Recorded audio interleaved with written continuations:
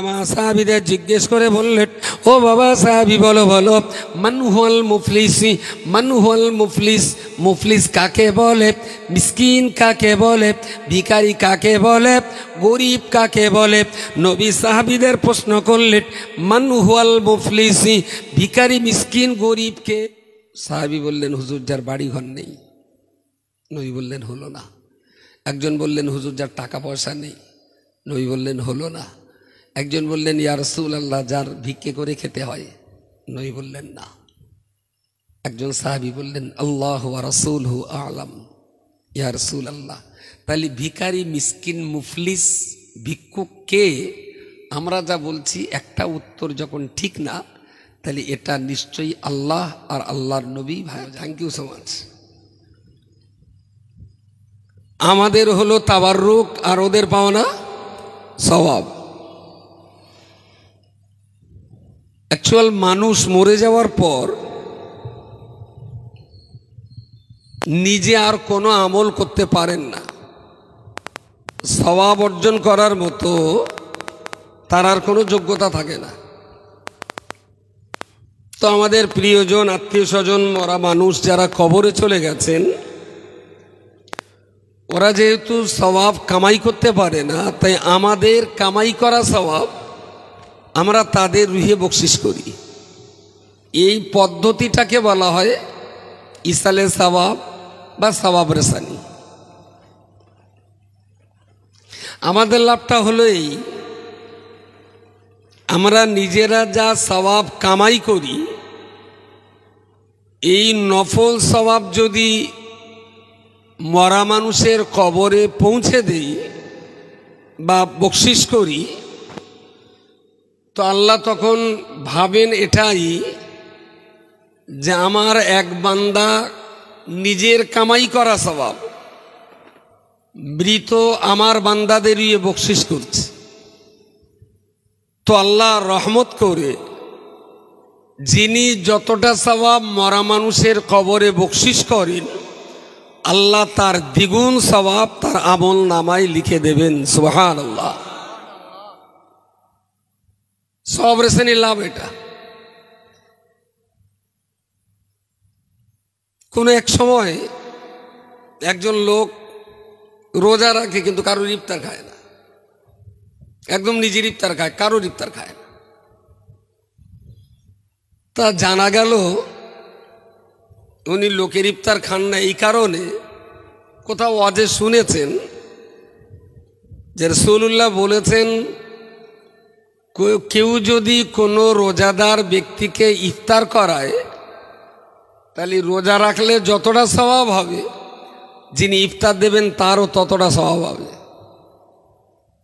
এখন ওর পশ্চিমে হিংসায় মরে যাচ্ছে যে না খেয়ে রোজা রাখবো আমি, আর দুমুঠো সোলার এক মুঠো মুড়ি দিয়ে সওয়াবটা নেবে ও, শালা কারুর ইফতার খাবো না। কথাটা পাওয়া যায়নি? ওর ইফতার যদি খায় তাহলে সওয়াব ওর হবে। এখন ও ভেবেছে যে আল্লাহর রহমতার সওয়াব বোধহয় 1-1.5 কুইন্টাল দিতে দিতে ঘোড়ার ডিম ফুরিয়ে যাবেন, আমার ভাগে আর হবে না। ও ভেবেছে আমার সওয়াব যা, তার বোধহয় কেটে অর্ধেকটা ওর দেবে, সেই জন্য পণ্ডিত আর কারোর ইফতার খায় না। আসলে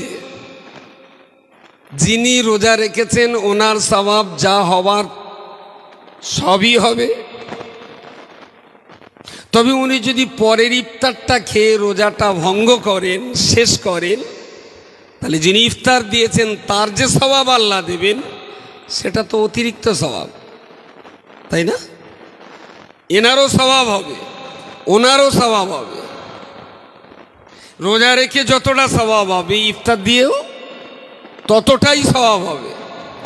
তাহলে সামনে বছরে এক কাজ করলে কি হয়, রোজা না রেখে ইফতার দিয়ে বাড়াবো।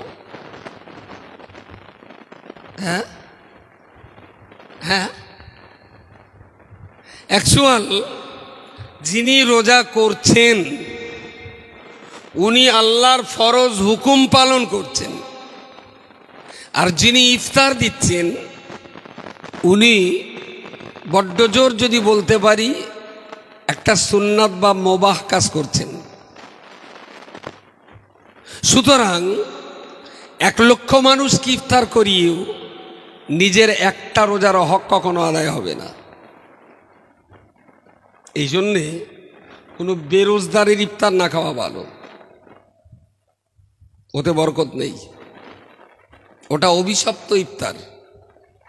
তবে হ্যাঁ, লোকটা হয়তো রোজা রাখতে অপারগ, রোজা তিনি করতেন সারা জীবন, রোগে পড়ে অপারগ হয়ে গেছেন, তাহলে তাকে দোষারোপ করা যাবে না, তার ইফতার খান। তো যে কথাটা বলছিলাম, মাদ্রাসাটার নাম হলো খড়মপুর দক্ষিণপাড়া কোরআনিয়া আমিনিয়া মাদ্রাসা। খড়মপুর দক্ষিণপাড়াটা হলো ভৌগোলিক অবস্থান এই জায়গাটার নাম। কোরআন শরীফ পড়ানো হয় তাই কোরআনিয়া। আল্লামা রুহুল আমিন রহমাতুল্লাহ আলাইহির আদর্শ মণ্ডিত তাই আমিনিয়া। আমিনিয়া মানে বৈশাখজুরি স্মৃতি। জি, প্রথমেই আসা যাক দাজ্জাল কারে বলে। দাজ্জাল আসবে না কিয়ামতের পর? কিয়ামতের আগে দাজ্জাল আসবে। দাল জিম লাম দাজ্জালুন শব্দের বাংলা অর্থটা বলবেন কেউ? দাজ্জালুন মানে, দাজ্জাল মানে একটা লোক। এই বলেছে একটা লোক, অন্তত বলেন আইবুড়ো নামটা ঘুচুক, কেউ বলবে না? হ্যাঁ, আরে ভুলও নয় হোক। হ্যাঁ জি, দাজ্জাল মানে একদল ইহুদি। একজন বলেছেন একদল ইহুদি, একজন বলেছেন কাফের। দাজ্জাল শব্দের মানে হয়নি শয়তান, হলো না। আর কেউ বলেন, বলতে বলতে তো বেঁধেও যেতে পারে। যা জানেন উড় করে দেন সব। হ্যাঁ, আর কারো কিছু বলার নেই। দাজ্জাল মানে হলো ভণ্ড, চাষ কিচ্ছু জানে না কিন্তু তার নাম চাষি, এটা হলো ভণ্ড চাষি। কোনো গাড়ি চালাতে পারে না, তার নাম ড্রাইভার, এ হলো ভণ্ড ড্রাইভার। কথা পাওয়া যায়নি? ইসলামের কিচ্ছু জানে না, তার নাম মুসলমান, এটা হলো জোরে বলে ভণ্ড মুসলমান। তার মানে বাংলায় যদি বলি ভণ্ড, আর আরবিতে বললি এত দেরি হচ্ছে কেন? আবার বলে শয়তান। দাজ্জাল আরবিতে বলে দাজ্জাল, বাংলায় বলে ভণ্ড, প্রতারক। প্রিয় রাসূল সাল্লাল্লাহু আলাইহি ওয়াসাল্লাম বলেছেন সাহাবীদের যে তোমরা যখন আল্লাহর কাছে কোনো কিছু দোয়া চাইবে তো তোমাদের দোয়াতে বসেন, উপরে আসেন, ওইটা উপরে আসেন, বুঝতে পেরেছি। ও ভাই উপরে আসেন, বসেন, এখানে বসেন না ওখানে বসেন, বসেন। তো প্রিয় রাসূল সাল্লাল্লাহু আলাইহি ওয়াসাল্লাম বলেছেন তোমরা প্রত্যেকটা দোয়ার ভিতরে বলবে আল্লাহুম্মা নাজ্জিনা মিন ফিতনাতিদ দাজ্জাল। ওগো আল্লাহ, তুমি আমাদেরকে দাজ্জালের ফিতনা থেকে বাঁচাও। বলুন আল্লাহুম্মা আমিন। দাজ্জালের ফিতনা এক কঠিন ফিতনা, কঠিন ফিতনা। কোন একটা কিতাবে পড়ছিলাম দাজ্জালের সেই কঠিন ফিতনার জাল থেকে হালকা পাতলা দুর্বল মাঝারে ধরনের ইমানদাররা ফেসে যাবে, ফেসে যাবে।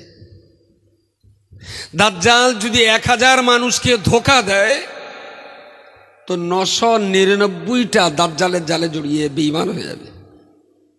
একটা মুসলমান আল্লাহর রহমতে বেঁচে যাবে, বাকি 999টা মুসলমান বাঁচতে পারবে না। দাজ্জালের এত কঠিন ফিতনা, এই জন্য নবী বারবার বলেছেন যে তোমরা দাজ্জালের ফিতনা থেকে বাঁচার জন্য আল্লাহর কাছে দোয়া চাও।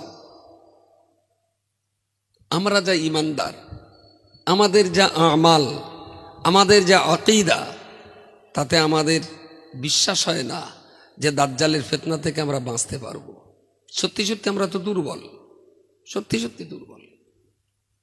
এই জন্যে তার সেই ফিতনায় যদি জড়িয়ে ঈমান হারার আশঙ্কা হেতু আমরা বাঁচতে চাচ্ছি, আল্লাহ দাজ্জালকে যেন আমাদের দেখতে না হয়, দাজ্জালের ফিতনায় যেন আমাদের জড়াতে না হয়। আল্লাহ দাজ্জাল থেকে আমাদের বাঁচাও। কেন তার থেকে বাঁচার জন্য নবী এত তাকিদ করেছেন? দাজ্জাল নিজেকে খোদা বলে, আল্লাহ বলে প্রচার করবে। দাজ্জাল বলবে আমি আল্লাহ। তার একদিকে জান্নাত সঙ্গে থাকবে, একদিকে জাহান্নামও সঙ্গে থাকবে। দাজ্জালের জান্নাত আর দাজ্জালের জাহান্নাম। কেউ যদি দাজ্জালকে আল্লাহ বলে মেনে নেয় তো দাজ্জাল তখন তারে জান্নাতে দিয়ে দেবে। যেখানে ভোগ বিলাসিতার যা কিছু চাহিদা সবকিছু তারা পাবে। ভোগ বিলাসিতার যা কিছু প্রয়োজন সবকিছু দাজ্জালের ওই জান্নাতে থাকবে। কেউ যদি দাজ্জালকে আল্লাহ বলে মেনে না নেয়, দাজ্জাল তখন তাকে ধরে দাজ্জালের তৈরি জাহান্নামের আগুনে পুড়িয়ে মারবে।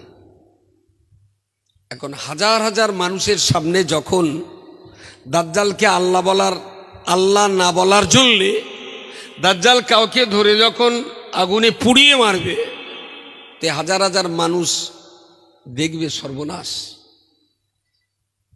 একটুখানি ওরা আল্লাহ বললেই তো ফুর্তি হতো না। আর এই জান্নাতের ভেতরে মদের বোতল আছে, মেয়ে আছে, বহুত কিছু মালঝাল আছে। দাজ্জালের জান্নাতে তো ভোগ বিলাসিতার সব কিছু আছে, তো দরকার নেই। ওরে আল্লাহ না বললি তো আগুনে পুড়িয়ে মারবে, ও যা হবেন হবেন দেখা যাবেন, চল ওর আল্লাহ বলি। বুঝতে পারেননি? ছেলের বিয়েতে মাত্র 1 লাখ টাকার লোভ যে বাপ সামলাতে পারে না, সেই বাপ দাজ্জালের ওই জান্নাত দেখে সামলাতে পারবে বলে মনে হয়? হ্যাঁ, চচ্চড় করে এসে বলবে দাজ্জাল তুমি আঙ্গা খোদা। ওই মাল দেখে আর ঠান্ডা হতে পারবে? মাঠের মাত্র 1 হাত 1 ফুট 1.5 ফুট জমির আল নিয়ে যারা 1.5 ফুট জমি ছাড়তে পারে না, চাচা ভাইপোর মামলা হচ্ছে, আল ঠেলাঠালি ঝামেলা হচ্ছে, এইসব পার্টি যদি দাজ্জালের জান্নাত একবার দেখে তো জান্নাত ছাড়বে বলে মনে হয়? চচ্চড় করে দাজ্জালের জান্নাতে যাবে। আর ওর জান্নাতে যেতে গেলে কি বলতে হবে বলেন? লা ইলাহা, বলেন না কেন? লা ইলাহা ইল্লা দাজ্জাল। ওর কলমা তো এটাই হবে যে আমি ছাড়া তোমাদের কোনো মাবুদ নেই। যারা সামান্যতম লোভ সামলাতে পারে না, দাজ্জালের এই বিরাট জান্নাত দেখে তারা আর কোনো মতেই লোভ সামলাতে পারবে না। একদিকে এই জান্নাতের লোভ, আর একদিকে ওর আগুনে পুড়িয়ে মারার শাস্তি। তো এই পোড়া থেকেও বাঁচা যাবে, প্লাস জান্নাতের বহুত কিছু ভোগবিলাসী তার মালঝাল পাওয়া যাবে। এই রকম জান্নাত যদি সরাসরি দেখে, সরাসরি যদি দেখে, তাহলে 999টা লোক বলেন ফেসে যাবে। আল্লাহ নবী হাদিস শরীফে বলেছেন, বাবা সাহাবী, দাজ্জাল যে জান্নাত সঙ্গে নিয়ে ঘুরবে, দাজ্জাল যে জাহান্নাম সঙ্গে নিয়ে ঘুরবে, পৃথিবীর কোনো বান্দা যদি দাজ্জালের জাহান্নামের আগুনে পুড়ে মরতে পারে, আল্লাহ পাক রব্বুল আলামিনের ওই দাজ্জালের জাহান্নামের আগুনে পুড়ে মরা বান্দাটা যেন আল্লাহর দয়ার জান্নাতের সার্টিফিকেট পেয়ে গেল। জোরে বলুন সুবহানাল্লাহ। পৃথিবীর কোনো বান্দা লোভ লালসা ভোগ বিলাসিতা সামলাতে না পেরে দাজ্জালের জাহান্নাম জান্নাত দেখার পরেতে দাজ্জালকে খোদা আল্লাহ বলে বিশ্বাস করে যারা দাজ্জালের জান্নাতের ভিতরে চলে গেল, নবী বর্ণনা করে বলেছেন, বাবা সাহাবী, দাজ্জালের জান্নাতের ভিতরে গেল মানে ওরা সবাই তো খোদার জাহান্নামের অধিবাসী হলো। দাজ্জালের জাহান্নাম মানে আল্লাহর জান্নাত, আর দাজ্জালের জান্নাতে যাওয়া মানে আল্লাহর জাহান্নামে যাওয়া। কিন্তু মানুষ তো নগদে বিশ্বাসী, মানুষ নগদে বিশ্বাসী। তবে ধার টাকায় যদি হাতি বিক্রি হয় বাঙালি কিনবে। তারপর হালখাতার সময় দেই তো দেনা, না দেই তো বয়াকার কিসের দেনা। আবার যারা দেনা করে এটা হলো তাদের মন্ত্র, দেই তো দেনা, না দেই তো। হালখাতাত করবে এই বৈশাখ মাস, হালখাতাটা হবে গাঁ গ্রামের মুদিখানার দোকান। 3 লাখ টাকা হালখাতায় বাকি, 40,000 টাকা খরচ করে হালখাতা করে 32,986 টাকা কালেকশন আছে। বুঝতে পারেননি? বাঙালি খাওয়ার সময় ধার তো হদ্দ গেলা গিলেছে, টাকা দেওয়ার সময়। নবী আমার হাদিস শরীফে বলেছে, বাবা সাহাবী, ও বাবা সাহাবী শোনো শোনো, 1 লক্ষ টাকা আল্লাহর রাস্তে দান করার তুলনায় 1টা টাকা দেনা পরিশোধ করাটা আমার আল্লাহ বেশি ভালোবাসেন। সুবহানাল্লাহ, জোরে হলো। 1 লক্ষ টাকা দান করার চেয়েও 1 টাকা দেনা পরিশোধ করা আল্লাহ বেশি সন্তুষ্ট হন। বাঙালি দেনা দেবে না, দান করবে। বুঝতে পারেননি? এ দেনা দেবে না কিন্তু দান করবে, জান্নাতে যাবে। দান করলি জান্নাত। এখন তুই দেনা না দে, জান্নাতের জন্য যে টাকাটা দান করেছিস ওই টাকায় যে জান্নাত তোর হওয়ার কথা, এই পাওনাদার তো কিয়ামতের দিন তোর কান মূলে জান্নাত তো কেড়ে নেবে। আল্লাহর কাছে বিচার হবে না? অমাকারু অমাকার আল্লাহ আল্লাহু খায়রুল মাকিরিন। দুনিয়ায় যে যত চালাকি আর চতুরতা করুক না কেন, সব চালাকি আর সব চাতুরতা আল্লাহর কাছে ধরা পড়ছে, আল্লাহর কাছে ধরা পড়ছে। নবী আমার সাহাবীদের জিজ্ঞেস করে বললেন, ও বাবা সাহাবী বলো বলো, মান হুয়াল মুফলিসি, মান হুয়াল মুফলিস, মুফলিস কাকে বলে, মিসকিন কাকে বলে, ভিখারি কাকে বলে, গরিব কাকে বলে। নবী সাহাবীদের প্রশ্ন করলেন, মান হুয়াল মুফলিসি, ভিখারি মিসকিন গরিবকে। সাহাবী বললেন, হুজুর যার বাড়ি ঘর নেই। নবী বললেন হলো না। একজন বললেন, হুজুর যার টাকা পয়সা নেই। নবী বললেন হলো না। একজন বললেন, ইয়া রাসূলুল্লাহ যার ভিক্ষে করে খেতে হয়। নবী বললেন না। একজন সাহাবী বললেন, আল্লাহু ওয়া রাসূলুহু আ'লাম ইয়া রাসূলুল্লাহ। তাহলে ভিখারি মিসকিন মুফলিস ভিক্ষুক কে? আমরা যা বলছি একটা উত্তর যখন ঠিক না, তাহলে এটা নিশ্চয়ই আল্লাহ আর আল্লাহর নবী ভালো জানবেন। ইয়া রাসূলুল্লাহ আপনি একটু বলুন, তাহলে ভিখারি মিসকিন ভিক্ষুক কাকে বলবো? নবী বললেন, বাবা সাহাবী, হাসরের মহামাঠ মহাময়দানে আল্লাহ পাকের কোনো বান্দা পাহাড় পাহাড় পরিমাণ সওয়াব নিয়ে আল্লাহর মিজানের পাল্লায় সওয়াব চাপিয়ে দিয়ে জান্নাতে যাওয়ার জন্য তৈরি হবেন। ঠিক ওই রকম সময়েতে আল্লাহ পাকের একজন বান্দা ওই বান্দার সামনে দাঁড়িয়ে আল্লাহর দিকে ইশারা করে বলবেন, ও রব্বুল আলামিন, আল্লাহ যে বান্দা মিজানের পাল্লায় পাহাড় পরিমাণ সওয়াব চাপিয়ে দিয়ে আপনার জান্নাতে যাওয়ার জন্য তৈরি হচ্ছে, ওগো আল্লাহ ওই বান্দা অন্য কোনো বান্দা নয়, ও বান্দা হলো আমার নিজের ভাই, ও হলো আমার নিজের ভাই। আব্বা মরে যাওয়ার পরেতে আমাদের সব জমি জায়গাগুলো আমাদের হক নষ্ট করে আমাদের জমি জায়গাগুলো নিজেরা লিখে নিয়েছে, জবরদখল করেছে, আমাদের ন্যায্য মতন ভাগ প্রদান করিনি। ওগো মালিক মাওলা মাহবুদ আল্লাহ, আমার ভাই আমাদের জমির হক নষ্ট করেছে। আজকে সে পাহাড় পরিমাণ সওয়াব নিয়ে জান্নাতের দিকে গিয়ে যাবে। আমি তার বোন হয়ে আপনার কাছে দাবি করছি, দুনিয়াতে সে যে আমার হকটা নষ্ট করেছিল, আপনি মালিক, তার আপনার কাছে আমরা বিচার প্রার্থী। আমার ভাই হক নষ্ট করেছিল, ওগো মালিক আমি আপনার কানে বিচার প্রার্থী, আমি আপনার কাছে বিচার প্রার্থী, আপনি দয়া করে আমার পাওনাটা বুঝে দিন। ওরে জিজ্ঞেস করবেন আল্লাহ এটা তোমার বোন? তাহলে হ্যাঁ। ওর ভাগ দিয়েছিলে? তাহলে আল্লাহ সে দুনিয়াতে তো ও ছেলে পিলে কেউ নি বলে আমরা এমনি বিএলআর অফিসে বলিলাম জাঙ্গা কোনো বোন নেই। বিএলআর সব অফিস আঙ্গা 3 বার নামে দিতেছে সব জমি। তাহলে তোর বোন থাকতেও তুই অস্বীকার করলি? তাহলে হ্যাঁ। তাহলে তুই সেদিন যে চালাকিটা করেছিলি ওটা তো আমি জানি, কারণ আজকে ওর ফেরত দিতে হতো সেই জমি। আল্লাহ জমি জমা তো আর কিছু এখানে নেই, তা কি ফেরত দেবো?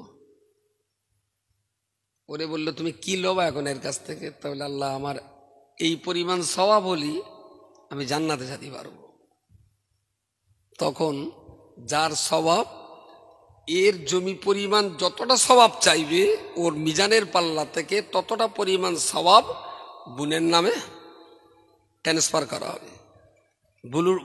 ব্লুটুথে মাল ট্রান্সফার হয় না? হাসরের মাঠে ওরা ব্লুটুথে মাল ট্রান্সফার হবে। ওর মিজানের পাল্লা থেকে স্বভাবের মাল অনেকটা কমে গেল। তখনও পর্যন্ত জান্নাতে যাওয়ার মতন ওর পাল্লা ভারী, তখনও ভারী। ও যখন জান্নাতের দিকে দুপা এগিয়ে যাওয়ার চেষ্টা করবে, হঠাৎ করে আর একজন মানুষ এসে ওর সামনে দাঁড়িয়ে বলবে, রব্বুল আলামিন আল্লাহ এই মানুষটা জান্নাতে চলে যাবে, কিন্তু ওর কাছে তো আমার পাওনা রয়েছে। আল্লাহ জিজ্ঞেস করবে লোকটা তোমার কি হয়? বলবে ও তো আমার বেঈ মহাশয়, আমার মেয়েকে ওর সঙ্গে বিয়ে দিয়েছিলাম। রব্বুল আলামিন আমি অত্যন্ত গরিব খিটি খুঁটি খাওয়া বান্দা, আমার মেয়েটা বিয়ে দেওয়ার সময়তে আমার গাই গরুটা, আমার রিক্সা ভ্যানটা, বাড়ির উঠোনে নিম গাছ আর কাঁঠাল গাছটা বিক্রি করে দস্তুর মতো 1 লক্ষ টাকা আমার পণ দিতে হয়েছিল। আল্লাহ আমার উপরে জুলুম করেছিল, আমি গরিব মানুষ, জোর জুলুম করে আমার কাছ থেকে পণ বাবদ 1 লক্ষ টাকা দাবি করেছিল। আমি সেটা দিতে বাধ্য হয়েছিলাম আমার মেয়ের সংসার করানোর জন্যে।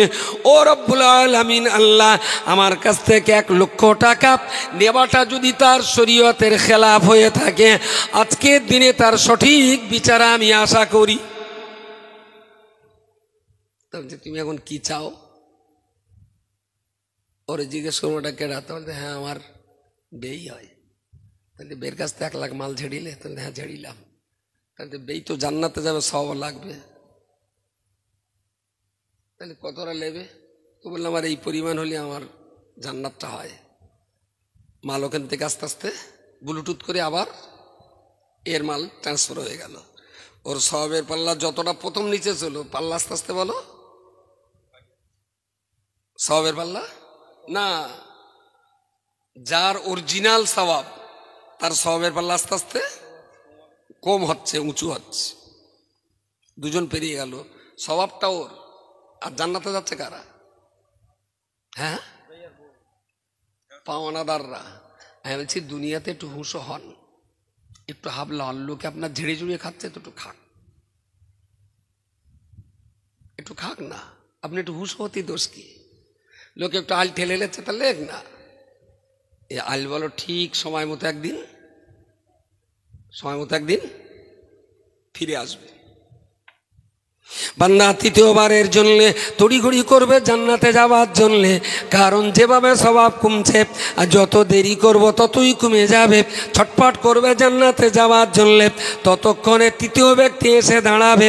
আল্লাহ পাকের বান্দা বলবে, ওগো রব্বুল আলামিন আল্লাহ এই বান্দা জান্নাতে যাবে, কিন্তু এর সম্পর্কে আমার তো এখনো বলার আছে। বলে তুমি কি বলবে?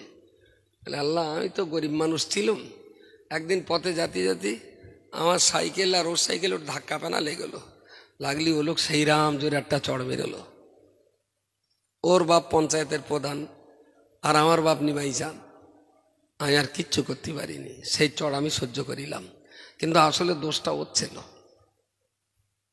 আল্লাহ জিজ্ঞেস করতে এরা মেরিলি? তাহলে হ্যাঁ মেরিলাম। সেদিন আর বান্দা অস্বীকার করার কোনো লাইন নেই, সব সত্যিই বলতে হবে। মেরিল? তাহলে হ্যাঁ মেরিলাম। তা বলছে তাহলে ওর চড়ের দেনা শোধ করতে হবে। ওর বললো তুই কি নিলি শোধ করবি? তাহলে আমার খানিকটা সওয়াব লাগবে। ওর কাছ থেকে মাল ব্লুটুথ করে মেরে জান্নাতে, ওর তখন সওয়াবের পাল্লা আস্তে আস্তে গোনার চাইতে উঁচু হয়ে গেছে। বুঝতে পারেননি? গোনার পাল্লা এবার ভারী হচ্ছে, সওয়াবের পাল্লা উঁচু হচ্ছে।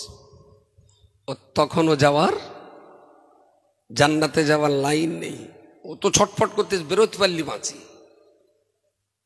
কিন্তু কাস্টম চেকিং তো খুব সহজ চেকিং না।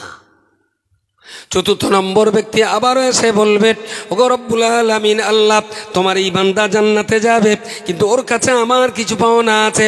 বলি, তুমি ওর কাছে কি পাওনা দাও, তুমি কি পেতে পারো?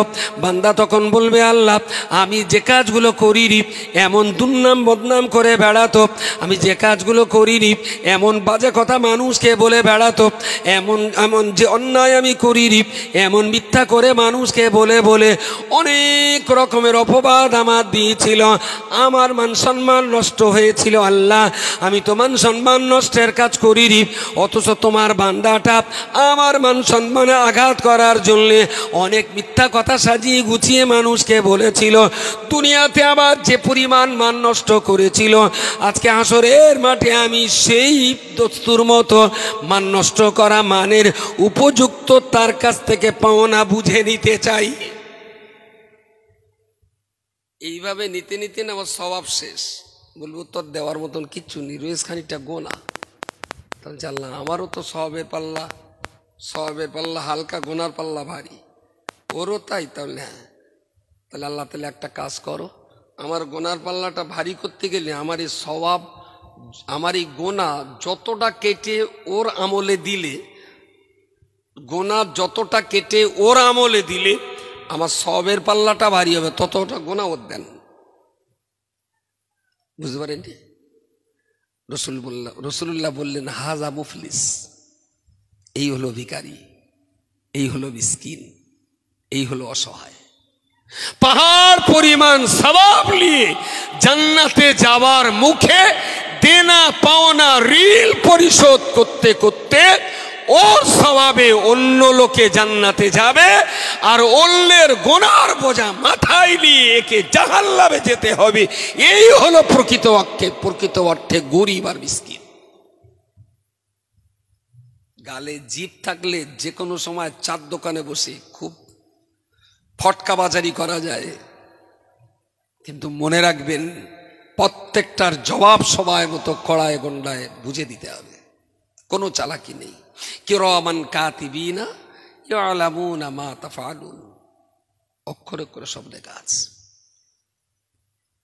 আমি আপনাকে বলতে চাইছিলাম, দাজ্জালের কথা বলতে বলতে এই জায়গাটায় এলাম।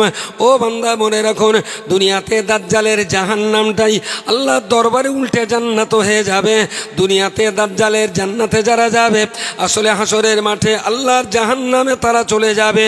তাহলে দুনিয়ার লোভ লালসা ভোগবিলাসিতা দাজ্জাল দিয়ে মানুষকে বোকা বানিয়ে জাহান্নামের খোরাক বানিয়ে দেবে। আর 999 জন দাজ্জালের জান্নাতে যে আসলে তারা খোদার জাহান্নামী হয়ে যাবে। আর একটা মানুষ দাঁড়িয়ে যখন বলবে, ওরে শয়তান, ওরে হারামখোর, মিথ্যাবাদী, ভণ্ড, প্রতারক, তুই যে নিজেকে আল্লাহ বলে দাবি করবি, না না, তোরে তো আল্লাহ বলা যাবে না। রাসূলুল্লাহ বলেছেন, তোর কপালের উপরে কাফের, তোর কপালে কাফের লেখা আছে, তোর একটা চোখ কানা। হাদিস শরীফে নবী যে বর্ণনা করে গেছেন সেই বর্ণনার সঙ্গে তো চেহারা মিলে যায়। আমি তোকে কখনো আল্লাহ বলি না, তুই তো প্রতারক, তুই তো দাজ্জাল, তুই তো আল্লাহ নস, তুই তো ভণ্ড, তুই তো প্রতারক। আমি কোনো দিনের জন্য তোকে আল্লাহ বলতে পারি না। দাজ্জাল ওকে ধরে তখন ওর জাহান্নাম নামিয়ে ওর আগুনে পুড়িয়ে মারবে। ওই বান্দা জাহান্নামের আগুনে দাউ দাউ করে জ্বলবে আর পুড়বে। ওই আগুনে পুড়তে পুড়তে হাসি মুখে লোকটা মৃত্যুবরণ করবে। জোরে বলুন সুবহানাল্লাহ। মরবে। এর এই মরণ দেখে না বাকি কেউ আর দাজ্জালের সঙ্গে ঝামেলা পাকাতে, একদম ঝামেলা পাকাতে যাবে না। ওর সঙ্গে ঝামেলা করে যদি জাহান্নামের আগুনে ওই আগুনে পুড়ে যদি মরতেই হয়, কি দরকার? আর চল না, ওরে আল্লাহ বলে যদি মালের বোতল পাওয়া যায় তাতে বলতে দোষ কি? ওরে আল্লাহ বলে যদি দুটো ভাড়া করা লেডিস পাওয়া যায়, হ্যাঁ চল না, ওর ভেতরে আর সব থাকবে তো সেখানে। কি চাই? দ্যাট ইজ ভণ্ড, প্রতারক, আল্লাহ নয় অথচ আল্লাহ দাবিদার, এটা হলো ভণ্ড। আরবিতে বাহ, কোরআন হাদিস কিচ্ছু জানে না অথচ বিরাট বড় হুজুর, এটা হলো ভণ্ড হুজুর। যদি আরবিতে বলেন দাজ্জাল হুজুর, তাই না? ধর্ম সবার অজনসিয়তে বিরাট টুপি, বিরাট জামা, বিরাট অজনসিয়াত হলো। রাত্রিবেলা ঘরের ভিতরে খাবার, সবার খাটে মদের বোতল, এটা হলো দাজ্জাল হুজুর। চাষ কিচ্ছু বোঝে না কিন্তু চাষি, আমি বলবো ভণ্ড চাষি। ওষুধের কোনো নাম জানে না কিন্তু তার নাম ডাক্তার, আমি বলবো ভণ্ড ডাক্তার। দুটো চোখের একটাও নি, ওর নাম নজর আলী, আমি বললাম ভণ্ড নজর আলী, তাই না? চোখ নি অথচ নজর আলী, এটা হলো ভণ্ড নজর আলী। কোনো গাড়ি চালাতে পারে না, সে যদি বলে আমি ড্রাইভার, তাহলে সেটা হলো ভণ্ড ড্রাইভার। আমি যদি ঘুরিয়ে বলি, আমরা যারা আল্লামা হুজুরের মেনে চলার দাবিদার, আল্লামা হুজুরের মসলা মাসাইল কিচ্ছু মানি না, শুধু মুখে বলে আমি বসিরহাট হুজুর মানি, এরা হলো ভণ্ড ভক্ত। ছেলের বিয়েতে পনের টাকা নেবে, জমির দক্ষিণ পাড়ের আল ঠেলে উত্তর পাড়ে নিয়ে যাবে, সুদ আর ঘুষ খাবার রেকস, মিথ্যা কথা বলার জালিয়াতিতে পিএইচডি করা, সেই পার্টি বলবে আমি হুজুর ভক্ত। এও তো আর এক খুদে দাজ্জাল। বসিরহাট হুজুরির ভক্ত কখনো মিথ্যাবাদী হয়? বসিরহাট হুজুরির ভক্ত কখনো জমির সীমানা হরণ করবে? বসিরহাট হুজুরির ভক্ত কখনো আখিরি জোরের নামাজ বাদ দেবে? বসিরহাট হুজুরির ভক্ত কখনো সালাম কিয়াম করাটাকে বেদাত মনে করবে? বসিরহাট হুজুরির ভক্ত কখনো সুদের টাকা খেতে পারে? বসিরহাট হুজুরির ভক্ত কখনো নিজের বউ আর বাচ্চাকে বিনা হিজাব আর বোরকায় বাইরে বার করতে পারে?